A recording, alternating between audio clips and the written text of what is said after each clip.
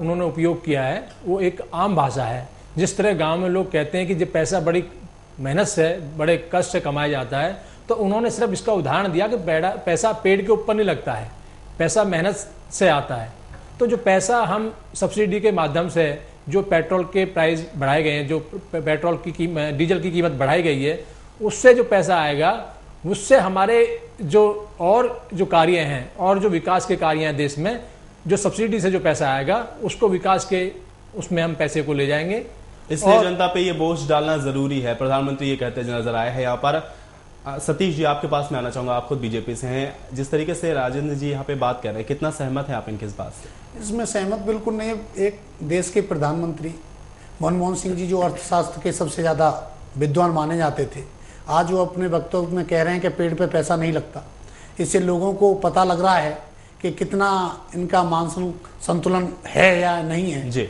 लोगों में एक आक्रोश है, और वही आक्रोश आपने आज विज्ञान भवन में देखा कि उन्होंने शर्ट उतारकर ये कहा कि आप वापस जाओ। उसका ये पहले इनको लग रहा था कि केवल बीजेपी एक विरोध कर रही है, और बीजेपी का ही विरोध है, ये हर व्यक्ति में विरोध है, क्योंकि जो एफडीआई ये लाने जा रहे हैं, ये आने वाला भविष्य के लिए, इस देश के लिए दुर्भाग्य होगा, देश के लिए दुर्भाग्य होगा। और वाकई में प्रधानमंत्री का ये बयान सोचने पे मजबूर करता है कि आखिर ये नसीहत क्यों दे रहे हैं। अनुराग वर्मा जी भी इस वक्त हमारे साथ फोन लाइन पे मौजूद हैं, वरिष्ठ पत्रकार हैं। अनुराग जी, आपका स्वागत है हमारे कार्यक्रम में। आपसे भी मैं यही जानना चाहूंगा, ये जो बयान प्रधानमंत्री का आया है, पैसा पेड़ पर नहीं उगता, किस तरीके से देखते हैं आप इस बयान को?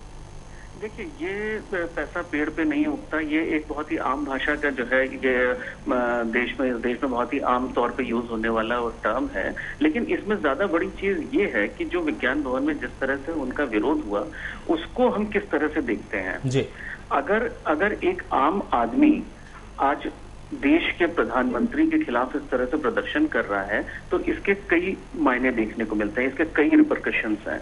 अगर देश का प्रधानमंत्री एक कुर्सी है, एक उसका पद है, एक उसकी गरिमा है, उसकी इमेज इंटरनेशनली जो है उसको माना जाता है, और देश की पहचान उससे होती है।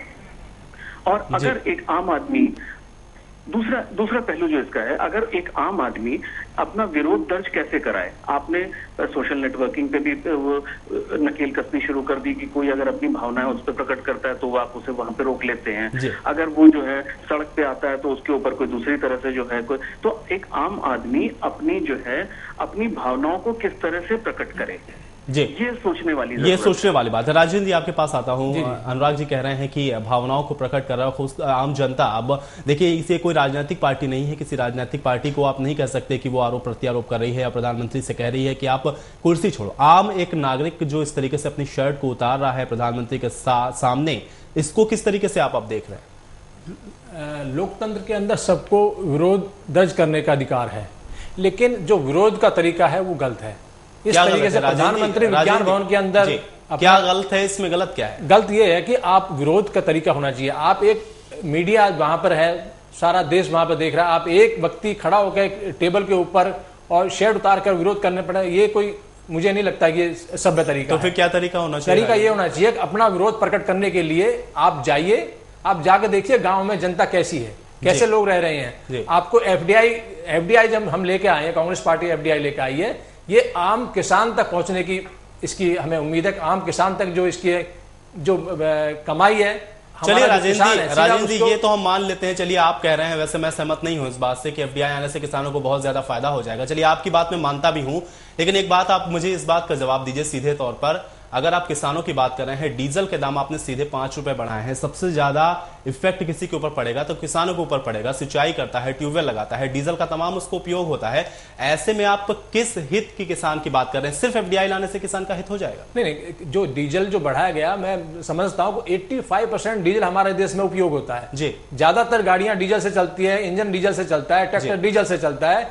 लेकिन उसके बावजूद हमने जो एफडीआई लाए हैं, उनसे किसानों का किसान जो पैदावार करता है, जो किसान खेत में पैदा करता है, उसको हम चाहते, किसान को सीधा फायदा मिलना चाहिए। उसको कुछ बीच में कुछ दुकानदार कुछ आ जाते हैं जो आड़त का काम करते हैं। क्या किसानों को एफडीआई मूल्य का विकल्प था? क्या और तरीके से किसानों को उनके हितों का ध्यान नहीं रखा जाता? बिचौलियों को समाप्त करने का और कोई तरीका नहीं? कांग्रेस पार्टी पिछले काफी दिनों से इसको एफडीआई को लाने के लिए थी। हम ये चाहते, बीजेपी के भाई लोग भी हमारे चाह रहे थे कि ये एफडीआई हम लाएं, लेकिन आज क्यों विरोध कर रहे हैं वो लोग? चलिए सतीश जी, आपके ऊपर सीधा आरोप लगा रहे हैं, कह रहे हैं कि बीजेपी भी चाहती थी एफडीआई। आप